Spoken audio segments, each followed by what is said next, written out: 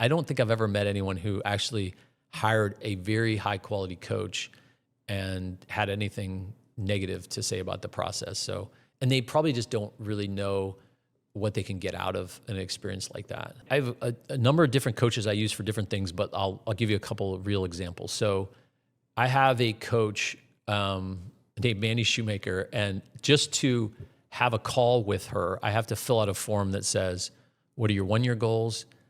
What did you say you were going to do last week? What did you do? And what are you going to do this week? And what's the outcome of the call? And just filling that out every week, if I never even talked to her, would be a great accountability. And then obviously she's an amazing coach. She came up through the Tony Robbins system.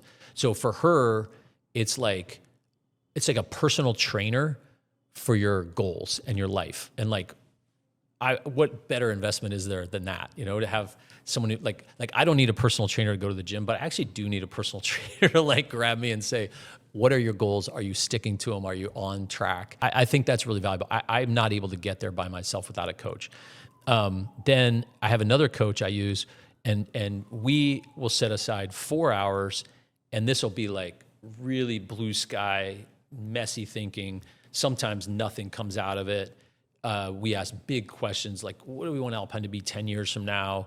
What do you want your life to look like 10 years from now? Where are you getting on track, off track? If you were going to achieve your 10-year goals in 6 months, what would be true? Just these really big questions. Sometimes amazing things come out of that. Sometimes amazing things come out of that 3 days later in the shower. But I like making space to have that. And I just enjoy that too. So it's that's more just a way to put space on my calendar. You activate different parts of your brain when you talk than when you think or read. So just the act of having another coach, you're actually lighting up more of your brain. So those are just a couple examples. And then I have another coach, Rachel Lockett, who helps with the org chart of Alpine. I haven't at every step of the way, I'm running a business that's bigger than I've ever run before.